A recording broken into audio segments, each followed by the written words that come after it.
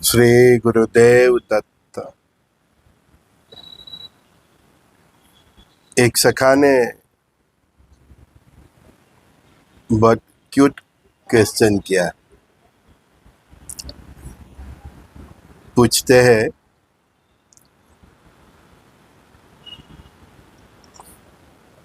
गुरुदेव इतना प्रलय काल है तो मेरे तो 5-7 साल ऐसे दो बच्चे हैं, तो उनका क्या होगा?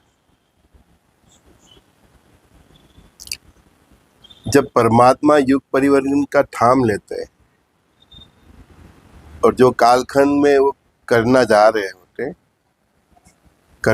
होते तो उसी की रिगार्डिंग, उसी के पैरामीटर्स में बच्चों को भी वही ग्रमान देते हैं कि जिससे वो कालखंड वो बच्चे आराम से निकाल सके, क्योंकि उनको तो बड़े है कि नई दुनिया में ही जीना है, तो उनको ऐसे ही पैरामीटर से ग्रहमान दिया जाता है कि आगे चल के वो नवयुग में आराम से अपने आप को ढाल सके। और मैं आध्यात्मिक तौर पे ऐसा परिवर्तन 90 के आसपास से जितने भी लोगों का जन्म हुआ है तो मैं वो देख रहा हूँ। बहुत माइक्रो लेवल पे होता है ये सब, अनुभव से ही आपको ख्याल आता है। हाँ, तो अभी जो भी बच्चे जन्म लेंगे, आगे जो जन्म लेंगे, वो नए युग परिवर्तन के माहौल में अपने आप को ढाल सके, सेट कर सके, ऐसे ही वो ग्रहमान के साथ वो लोग का अवतरण होता है। एक ऐसे उसको सीधा बोलूँ तो वो नवयुग का ही मतलब जनरेशन है, ऐसा आप समझ लो। तो जो सोच बदलना है, जीवन बदलना है, तो ऐसे पेरेंट्स हमें ही बदलना है। वो तो नए युग के हिसाब से अपने आप को बदलाव कर देंगे। उनको उसी प्रकार के ग्रामान और पैरामीटर्स परमात्मा दे के ही सबको भेजते हैं। ऐसा यूनिवर्सल का सिस्टम ही होता है कि भाई अभी ये प्रोसेस चलेगा तो जो नए बच्चे आएंगे तो उसके रिगार्डिंग ही आएंगे, उसी ऐसी प्रकार की दिव्य आत्मा आएगी। समझिए आप? हाँ, तो वो बच्चों की चिंता छोड़ दो। चिंता करनी है तो अपने आप की करो, खुद की करो, क्योंकि आपको बदलना है। हाँ, आपके जो पैरामीटर्स है उसको आपको बदलना है। सो सात्विक जीवन जीना है, चरित्र करना है, वो अभी तो वो बच्चे हैं। उनको तो गॉड गिफ्ट से ही वो ग्रहमान दिए गए, वो पैरामीटर देके वो नए युग के साथ सेट हो जाएंगे। आपको बदलना, क्योंकि जड़ है वो आप है। वो तो अभी बच्चे हैं, वो तो नई परिस्थिति के हिसाब से अपने आप को ढाल देंगे और उसी प्रकार के उनको ग्रहमान भी दिया है। जो भी चेंज करना है वो हमें करना है। समझ गए ना? हाँ, हमको ही बदलाव करना है, खुद में बदलाव करना है। कली और कली का जो प्रभाव है उससे हमें ही मुक्त होना है। वो तो बच्चे आए जो भी बड़े होंगे वो कल्कि के प्रभाव में बड़े होंगे, तो आप उनकी चिंता छोड़ दो। हमारा जो मन है ना वो सरोवर है, उसमें प्रश्न उठते ही रहते हैं। जैसे सरोवर की सपाटी पे वो परपोते उठते रहते हैं, तो मन है तो वो सरोवर की तरह है, उसमें प्रश्न उठते ही रहते हैं और शांत होते ही रहते हैं।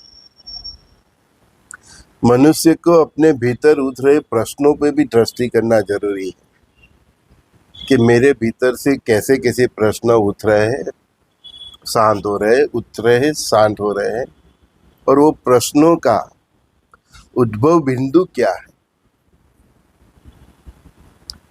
क्योंकि जब तक चित्त मन बुद्धि शांत नहीं होगी, स्थिर नहीं होगी, आप आत्मा के प्रकाश को, अपने ही आत्मा के प्रकाश को देख नहीं पाओगे। तो मन में जो प्रश्न उठते हैं उसका जो उद्भव बिंदु है उसको शांत करना है, उससे दूर रहना है। जैसे कि मैंने आज टीवी में कुछ देखा, तो पूरी रात, शाम को देखा तो पूरी रात वही चलता रहेगा, या कुछ समय के लिए मेरे मन में वही चलता रहेगा। मैंने कुछ न्यूज़ में देखा, अखबार में पढ़ा, तो बस आपके मन रूपी सरोवर में उद्भवते प्रश्नों का उद्भव बिंदु को ढूंढिए, और वो बेकार की चीज है तो उससे दूर रहिए। आपकी एफिशिएंसी और क्षमता के अनुसार ही आपके मन में प्रश्न उद्भव होना चाहिए। देखो, मेरे को आपके साथ सत्संग करना है, तभी मेरे को उस सत्संग के उद्भव बिंदु तक जाना चाहिए। कहाँ से मुझे प्रेरणा मिले वो दिशा में जाना चाहिए। तो मैं मेरा मस्तिष्क, मन, चित्त, बुद्धि उसमें व्यस्त रखूँ तो वो बात ठीक है, क्योंकि वो मेरा दृष्टिकोण भी अच्छा है, मेरा कार्य भी अच्छा है, ठीक है। बाकी में फालतू चीज़ों में मेरा दिमाग चलता रहेगा, वो मन रूपी सरोवर में प्रश्न उठते रहेंगे, तो आपका जो ध्येय है वो आप चूक जाएंगे।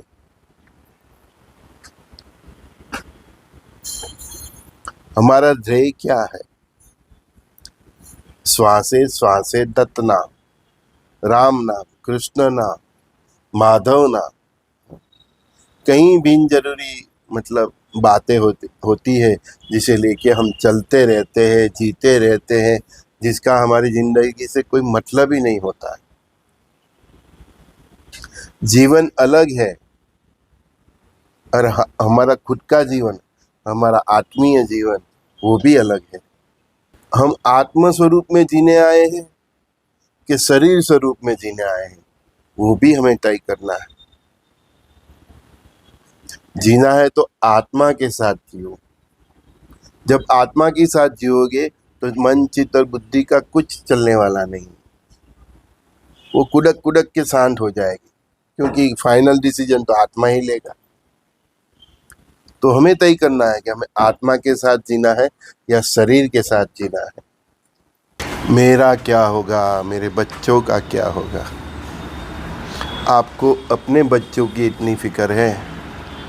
इस पर ब्रह्म परमात्मा के तो 900, 800, 900 करोड़ मनुष्य, ये जलचर प्राणी, ये भूचर प्राणी हैं, पशु पंखी, सब उसके बेटे हैं। उसको किस किस की फिक्र है? इतनी सबकी फिक्र है, फिर भी वो देखो वो कितने शांत हैं। उनके मन रूपी सरोवर में प्रश्न उठते नहीं हैं। उनका मन एकदम शांत सरोवर की तरह स्थिर है, और स्थिर मन ही आत्मा के साथ, समझ गए, हाँ, जुड़ सकता है। तभी वो स्थिर मन आत्मा की आवाज़ सुन सकता है, वो दिशा में जा सकता है। अपनी शक्ति को पहचानो। एक मातृश्री अपने बेटे को लेके मेरे पास आई थी।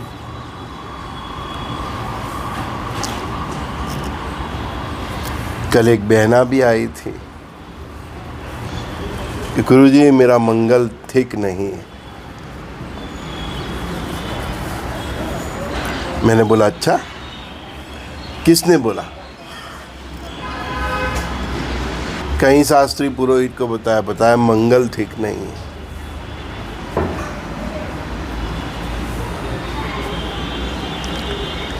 आपका मंगल ठीक नहीं है, या मंगल की जो ऊर्जा है, मंगल देव की जो ऊर्जा है,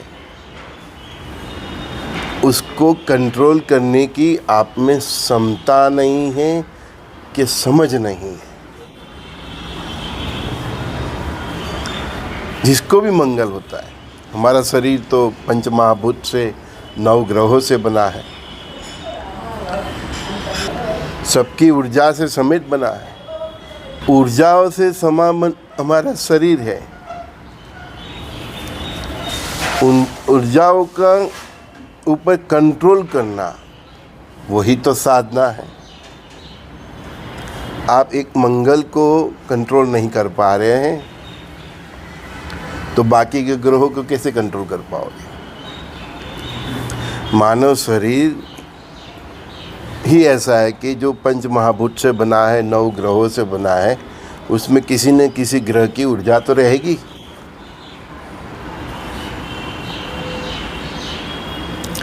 मंगल खराब और दुष्ट नहीं होता। जो ग्रह नीच के होते हैं, जो ऐसे कि भाई मंगल खराब है, तो उसकी दृष्टि उच्च की होती है। तो बताओ कैसे खराब हुआ?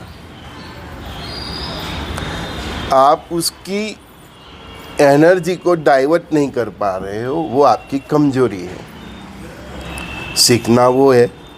हमारे जो हनुमान जी है, वो बात जब छोटे थे तब उनको उनकी शक्ति को कैसे कंट्रोल करना वो नहीं मालूम था। तो बचपना में सूर्यदेव के पास चले गए, उसको मुंह में ले लिया संतरा समझ के, है ना। फिर देवों ने उसको सोचा कि अभी इसको इसकी शक्ति से विमुख किया जाए, मतलब भुला दिया जाए। जब बड़ा होगा तो फिर इसको फिर से स्मरण कराया जाएगा, नहीं तो ये क्या क्या उत्पात करेंगे। तो बच्चा था, छोटा सा बच्चा। आप तो बड़े हो गए हो, समझदार हो गए हो, आपको यहाँ तक मालूम है कि मंगल मेरा खराब है। जब मालूम है तो फिर कंट्रोल क्यों नहीं कर पा रहे? मंगल वो एनर्जी है। देखो, आराम से समझो। चाकू होता है, चाकू से हम सब्जी काट सकते हैं, फल काट सकते हैं और खा सकते हैं।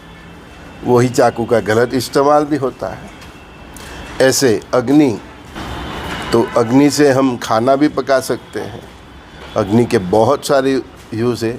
सूर्यदेव का जो अग्नि ताप है, उससे सब मतलब, तो उसका भी एक पॉजिटिव है यूज़ और उसका एक नेगेटिव भी है कि आग लग गई तो पूरा खाक कि आग के ऊपर आपका कंट्रोल नहीं है।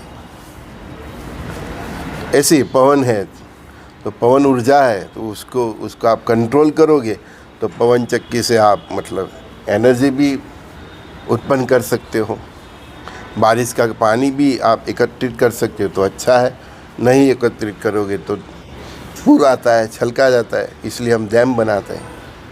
तो एनर्जी को हमें कंट्रोल करना आना चाहिए।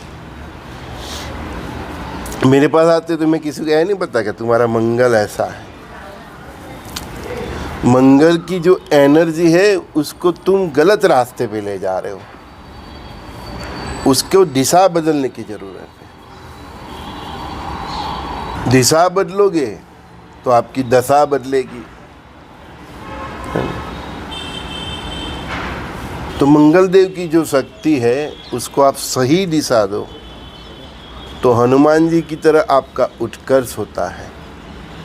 अगर आप उसको नहीं संभाल पाए, गलत रास्ते पे चल पड़े, तो फिर वो असुरों की तरह आपकी गति करता है। वो तो एनर्जी है, एनर्जी खराब या गलत नहीं होती। मेरे पास आते कई माताएं बहनें, मेरा बेटा मांगलिक है, मेरी बेटी मांगलिक है। मांगलिक होना कोई दिक्कत नहीं है। वो मांगलिक मतलब वो इंसान एनर्जी वाला है। जितने भी फौजी होते हैं सब मांगलिक ही होते हैं। ज़्यादातर उनके जीवन में, उनके कुंडली में मंगल का प्रभाव होता है। तो वो देश का सैनिक है और उनकी वजह से हम सुरक्षित रह रहे हैं। मंगल साहस है। जितने स्पोर्ट्स के खिलाड़ी उसमें उनके भी बहुत मंगल अच्छे होते हैं। हमारे प्राइम मिनिस्टर, उनका भी बहुत मंगल अच्छा है। देखो, भारत के वड़ा प्रधान है, एकदम स्ट्रॉन्ग, किसी के सामने झुकते नहीं हैं। तो उन्होंने अपनी एनर्जी को अच्छी यूज़ करना सीखा है। अभी वो भी बोले आज़ाद आज़ाद सटक लिए गए, तो आज बांग्लादेश को ठोक दिया, पाकिस्तान को डरा दे, तो ऐसा नहीं। वो अपनी एनर्जी को, फौज में भी हर सैनिक को अपनी एनर्जी को कंट्रोल करना सिखाया जाता है। यहाँ तक कराटे के जो सीखते हैं बच्चे लोग, 6 बेल्ट, 4 बेल्ट, 10 बेल्ट, तो उनको वो एनर्जी को कंट्रोल करना सीखना पड़ता है। तो कंट्रोल करना सीखना पड़ता है। बाइक होती है 150 सीसी, 250 सीसी, 400 सीसी, आप उसके ऊपर कंट्रोल नहीं करोगे तो एक्सीडेंट हो जाएगा। बाइक बनाने वाले पावर के साथ आपको बाइक देते हैं, तो परमात्मा ने आप पे मंगल का प्रभाव दिया है, मतलब आपको पावर दिया है, एनर्जी दिया है, इतने सीसी इतने हॉर्स पावर की गाड़ी दी है, तो उसको कंट्रोल करके कैसे जिया जाए वो आपको सीखना है। यही तो गुरुओं के पास आके सीखना होता है। एनर्जी का आप गलत यूज़ करते हो तो फिर वो फैमिली में टकरार का कारण बनता है। तो मांगलिक लोग के बीच जो झगड़ा होता है उसका कारण यही होता है कि उनके अंदर जो एनर्जी है वो एनर्जी को कैसे डाइवर्ट किया जाए, उसके ऊपर कैसे कंट्रोल किया जाए, खुद के भीतर रह के एनर्जी को समझ के उसको सही दिशा में कैसे लेके जाए वो नहीं समझते, इसलिए तकरार होता है, झगड़ा होता है। फिर बोलते हैं मांगलिक लोग है, मांगलिक है, डाइवोर्स होता है, ये सब होता है ना। इसके पीछे का कारण यही है कि वो ऊर्जा को समझते नहीं हैं और ऊर्जा को समझ के उसको डाइवर्ट करना नहीं सीखता है। बोलते शनि खराब है, तो शनि की जो एनर्जी है उसको डाइवर्ट करना सीखो ना। शनि सेवा का धर्म सिखाता है, तो आप सेवा कीजिए। आप शनि से उल्टे चलते हो, आपको राजा बनना है, बॉस बनना है। अरे भाई, तेरा शनि बलवान है, वो चाहता है कि तू समाज की सेवा कर, लोगों की सेवा कर, दीन दुखियाओं की सेवा कर, गरीबों की सेवा कर, बुजुर्गों की सेवा कर। जिसको कोई पूछता नहीं है उसके बारे में तू सोच, तो आपका शनि अच्छा हो जाता है। एनर्जी को समझना है और एनर्जी को डाइवर्ट करना है। एक अंतिम उदाहरण दूँ। भगवान राम को कैकेयी ने की वजह से 14 साल का वनवास मिला।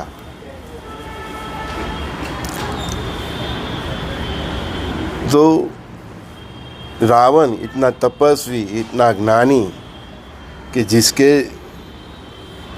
9 ग्रह भी उसके ताबे में थे, मतलब उसके ऊपर भी उसका कंट्रोल था।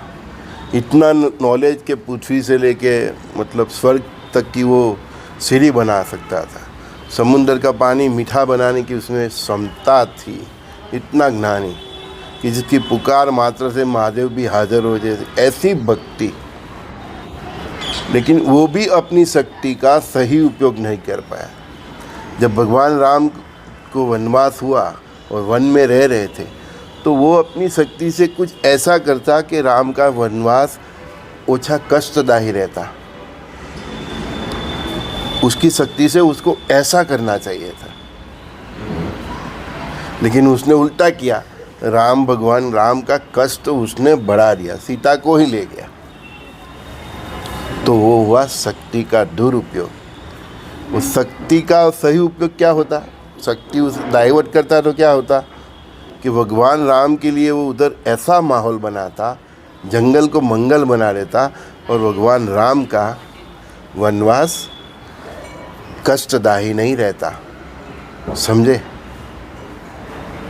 जो होना था वही होगा। लेकिन एक आपको एग्जाम्पल देता हूँ। वो रावण के पास इतनी शक्ति थी, सामर्थ्य था, तो वो अपनी शक्ति का सदुपयोग करता। तो भगवान राम के लिए वो वन में ऐसा एटमॉस्फेयर, ऐसा मतलब वो इस तरह से वो उधर सब अरेंज करता, ऐसा कुछ करता कि जिससे भगवान राम, लक्ष्मण और सीता माता का वनवास का कष्ट कम होता। तो उसकी जगह उसने क्या किया? भगवान राम का कष्ट बढ़ा दिया। और वही उसकी गलती, उसका सर्वनाश किया, सत्यानाश किया। तो जो शक्ति होती है ना, उसको शक्ति को डायरेक्शन देना बहुत ज़रूरी होती है। ये सब बोलते हैं नवचक्र हम जागरूक कर देंगे, कुंडली जागरूक कर देंगे, ये जागरूक कर देंगे। सिद्ध पुरुष, तपस्वी, जो रियल में संत होते हैं, वो ऐसे वैसे सबकी नहीं कर देते। वो देखते हैं कि मैं इसको शक्तिपात करूँगा तो वो शक्ति का कैसा उपयोग करेंगे वो देखते हैं।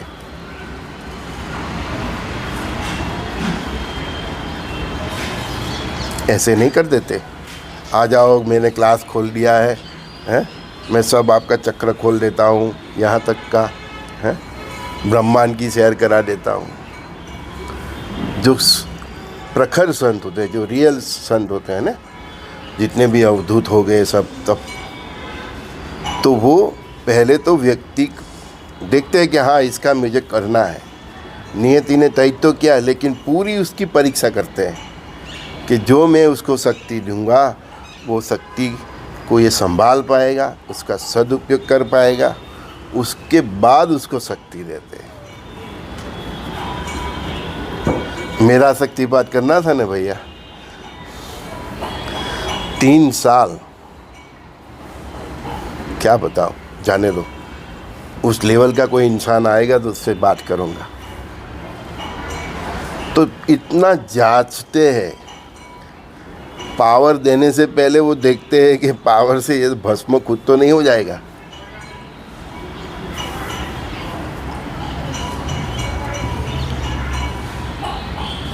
वो भगवान शिव, भगवान विष्णु, ब्रह्मदेव, वो असुरों की तपस्या से भी प्रसन्न होके उसको वरदान दे देते हैं। जानते भी है कि साला असुर है, ये गलत ही उपयोग करेगा, लेकिन वो मजबूरी में उसको वरदान दे देते हैं, क्योंकि तपस्या किए तो देना ही पड़ेगा।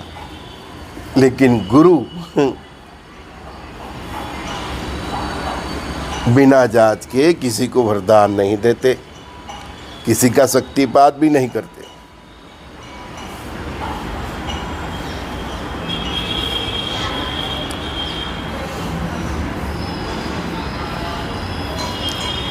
भगवान को पा लेना इजी है, लेकिन गुरु की कृपा पाना इसीलिए बहुत कठिन है, क्योंकि वो तुम्हारा पूरा लिटमस टेस्ट पेपर, पूरा तुम्हारा बॉडी का, तुम्हारा पूरा कैरेक्टर का, तुम्हारे व्यक्तित्व का पूरी परीक्षा करेंगे, फिर बाद में ही तुमको ब्लेसिंग देंगे, तुमको शक्तिपात करेंगे, तुम्हारा पूरा चरित्र को एकदम क्लियर कर देंगे, अच्छी तरह से जांच लेंगे, फिर देंगे। देव ब्रह्मा विष्णु महेश आपकी तपस्या से प्रसन्न हो गए तो वरदान दे दिया, शक्ति दे दी, लेकिन गुरु नहीं देता। वो पूरी जांच करते हैं और 100% बार बार जांच करते हैं, बार बार उतक पुतक के कपड़े तो क्या भाई, चमड़ी भी निकल जाती है, फिर मिलता है। और जिसको गुरु शक्तिपात करता है, फिर देव भी उसमें बीच में नहीं आते। इसलिए जो काम देव नहीं कर सकते वो गुरु इसीलिए कर सकते हैं, और गुरु करते हो तो उसको देव साइन भी कर देते हैं, क्योंकि देव भी जानते हैं कि गुरु ने साइन किया है तो मतलब ये आदमी का पूरा टेस्टिंग हो चुका है, सभी परीक्षा में पास हो चुका है। फिर उसके बाद उसको शक्ति देते हैं। तो अपने भीतर रहेली शक्ति को पहचानो। ये 9 ग्रह, कोई भी ग्रह नक्षत्र, कोई बुरे नहीं है, सब अच्छे हैं, सबकी अपनी अपनी एनर्जी है। ये पंच महाभूत से बना अपना शरीर, तो पंच तत्वों का भी एक अलग एनर्जी है। पानी की एनर्जी अलग है, अग्नि की अलग है, वायु की अलग है, आकाश तो उसकी एनर्जी अलग है। 9 ग्रह की भी अलग अलग एनर्जी है। बस उस एनर्जी को कंट्रोल करना आ जाए।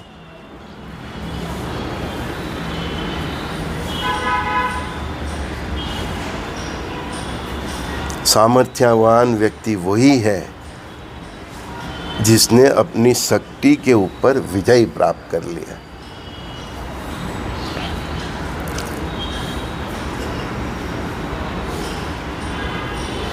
शक्ति और सामर्थ्य का उपयोग लोगों को भक्ति के मार्ग में ले जाने के लिए कर रहे हो तो ठीक है, गलत उपयोग नहीं करना चाहिए। क्या शाम को इंडिया पाकिस्तानी मैच जीतने वाली है तो कौन जीतेगा? तो अपने शिष्यों का के बोल देगा जा भारत जीतेगा, लगा दे आज सत्ता। तो वो गुरु की शक्ति धीरे धीरे छिन्न हो जाती है। फालतू क्रिया के लिए परमात्मा ने शक्ति नहीं दी है। और इसीलिए हम बोलते हैं हमारे पास भी जो आते हैं कि परमात्मा ने हमें जो दिया है उसका कोई वैल्यू नहीं है। कई लोग पूछते हैं हमको, सर आप ज्योतिष हो? तो मैं बोलता हूँ ना। हाँ, गुरु भाव से पूछते हैं तो हम उसको जवाब देते हैं। ज्योतिष बहुत है मार्केट में, उसके पास जाओ। गुरु भाव से पूछते हैं तो उसको जवाब देते हैं। एनर्जी को डाइवर्ट करना सीखो। ज्योतिष नहीं, शास्त्री नहीं, गुरु बनना सीखो। इस देश को गुरुओं की जरूरत है।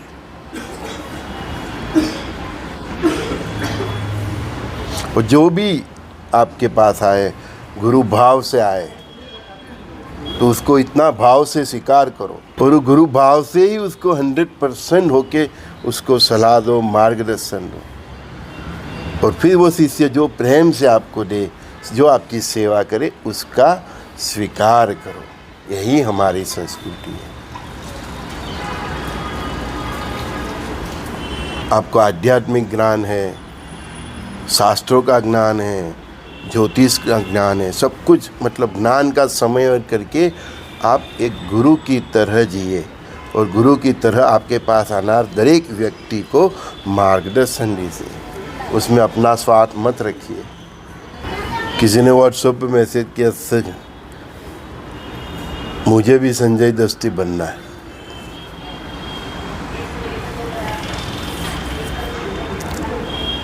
कैसे गजब के क्वेश्चन है सबके। किसको क्या देना वो गुरु तय करते हैं, आप नहीं कर सकते। मुझे मालूम था कि मुझे परमात्मा ऐसी दृष्टि देंगे, ऐसा दृष्टिकोण देंगे। हर एक जीव का जन्म लेना, उसका उद्देश्य अलग अलग होता है। हर व्यक्ति साधु नहीं बन सकता, ये बराबर, लेकिन साधु जैसा जी तो सकता है। 50%, 60%, 70%, 10%। हर व्यक्ति इंसान नहीं बन सकता, लेकिन थोड़ी इंसानियत तो खुद में डाल सकता है। बात का सारांश यही है कि अपने आप को पहचानो, अपने आप में बदलाव करो। तो मांगलिक व्यक्ति खराब नहीं होता, उसकी एनर्जी को सही तरीके से नहीं संभालना ये खराबी है, उसको सुधारना। और हमारे पास आते हैं, हम यही कार्य करते हैं। बोलता है सर गुरुजी इसकी कोई पूंजा विधि से नहीं होता। सही और गलत की पहचान कर लो। आवेश में आके आप जो डिसीजन लेते हैं उसकी पहचान कर लो।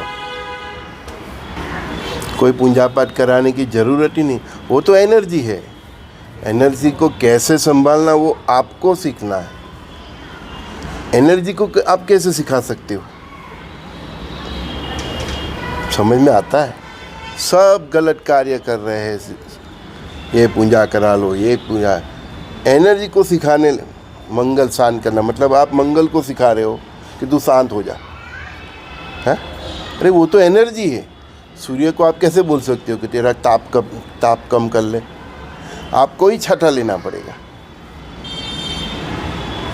तो मंगल की जो एनर्जी है उसको कैसे संभालना वो आपको सीखना है। और ये बोलते हैं शास्त्री जी के ऐसी पूजा बना लो कि मंगल शांत हो जाए।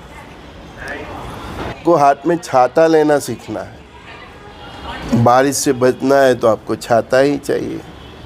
अब बारिश को कंट्रोल नहीं कर सकते भाई, तू रुक के पर थोड़ा थोड़ा हल्की पर, मेरे को थोड़ा ईजा कम हो ऐसा पर, मेरे कपड़े थोड़ा कम ढीले हो जाए ऐसे पर। नहीं। तो सब यही आशा से आते हैं। और सब ये शास्त्री लोग का और ये सब पुरोहित का धंधा इसमें ही चलता है। इसका मंगल खराब है, उसकी पूजा कर दो। इसका राहु खराब है, इसकी पूजा कर दो। केतु खराब है, नवग्रह खराब है। वो तो सब एनर्जी है, उनकी एनर्जी जो है वो ही रहेगी। आपकी कुंडली में जिस तरह से सेट है वो इसके हिसाब से आपको कैसे खुद को बदलना है वो करना है आपको। उसके मंत्र से कुछ नहीं होता, हवन कराने से कुछ नहीं होता, ये सब से कुछ नहीं होता। आपको खुद को बदलना है। नहीं है तो आप दत्त याग करो, रुद्र याग करो, गणेश याग करो, विष्णु याग करो, जितने जितने अच्छे कर्म में वो करो, तो वो देव की कृपा हो जाए तो उसको मालूम है कि आपके अंदर क्या दिक्कत है, तो वो देव ठीक कर देगा। लेकिन आप इनके जो सब कारोबार चलाते हैं, नवग्रह और सब 27 नक्षत्र ये सब और ये पंच तत्व, आप उनको उसके ऊपर कंट्रोल नहीं कर सकते। उनके ऊपर कंट्रोल परमात्मा ही कर सकते हैं। तो राम कृष्ण शंकर हनुमान श्री गुरुदेव दत्तात्रेय भगवान नव दुर्गा चौसई जोगिनी अपनी कुलदेवी, इनको पकड़ो या अपने आप को बदलो। तो जब तक वो परमात्मा प्रसन्न नहीं है तब तक अपने आप को बदलो। अपने आप को, ये एनर्जी को कंट्रोल करना सीखना पड़ेगा। जितने भी मांगलिक लोग आते हैं, डाइवोर्स वाले आते हैं, सब झगड़ा वाले, देखो उनका अपने आप पे ही कंट्रोल नहीं होता। सुबह बीवी को एक झापट मार लेते हैं, शाम को बोलते हैं मुझे मालूम ही नहीं कैसे गुस्सा आ गया, सॉरी। ये मालूम ही नहीं कैसे गुस्से आ गया, वही बताता है कि आपका अपनी एनर्जी पे कंट्रोल नहीं है। मुझे गुस्सा आ गया, मैं ऑफिस के काम से बहुत टेंशन में था, आज ये हो गया, इसलिए मैं अपना आपा खो बैठा। यही चीज़ बताती है कि आपका अपनी एनर्जी पे कंट्रोल नहीं। फिर शाम को आप माफ़ी मांग लेते हो, रात को गुस्सा है तो सुबह माफ़ी मांग लेते हो। तो कहीं का इतना अहंकार होता है कि माफ़ी भी नहीं मांगते। तो इसका मतलब क्या हुआ कि वो अपनी एनर्जी को समझते ही नहीं। नियति ने जो नियति तय कर ली उसके हिसाब से आपको ग्रहमान मिल गए, फिर आप वो ग्रहमान के पीछे पड़ते हो। आपको किस प्रकार के ग्रहमान मिलेंगे, आपका मंगल कितना ऊर्जावान होगा, राहु कैसा होगा, शनि के, वो तो नियति ने तय किया। तो आपको किसके पीछे पड़ना है? नियति के पीछे। नियति कौन तय करता है? परमात्मा। तो आपको किसको पकड़ना है? सीधा हिसाब है भैया। तुम एक ग्रहों के पीछे पड़ जाते हो, वो तो परमात्मा की चिट्ठी के चाकर है। सब गोल गोल चलता है गोरख धंधा। इसीलिए हमारा सनातन धर्म और ये संस्कृति बदनाम हो गई। फिर लोग बोलते, बच्चे लोग आते हैं मेरे पास, बोलते गुरुजी आपकी बात ही अलग है, बाकी ये लोग तो बस ये कर दो वो कर दो, विश्वास ही नहीं होता, बस धंधा ही खोल दिया। मेरे को बेटा इसीलिए तो हम आए हैं संजय दृष्टि ज्ञान प्रचार प्रस्थान चैनल लेके। देवों की पूजा कीजिए, हवन कीजिए, साथ अपने आप को भी समझाइए।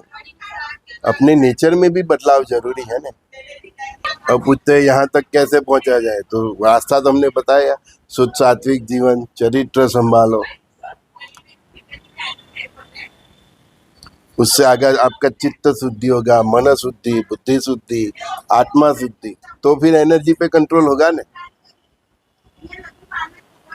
आज का संवाद जिसको भी समझ में आ गया उसको मैं समझ आ जाऊंगा, मेरा कार्य समझ में आ जाएगा, और उसको जीवन में किसके पास जाना है वो भी समझ में आ जाएगा, और जीवन कैसा जीना है वो भी समझ में आ जाएगा। फिर भी ना समझे तो वो फिर गाना ना समझे वो अनादि है। कितने लोगों का डाइवोर्स होता है, इसी कारण होता है।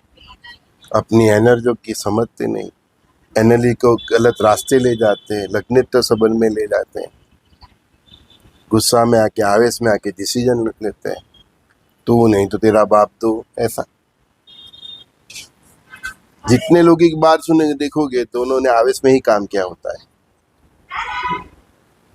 ऐसी समझ के लिए ही समाज में अच्छे शिक्षक, अच्छे गुरु हमारा जैसे की जरूरत है।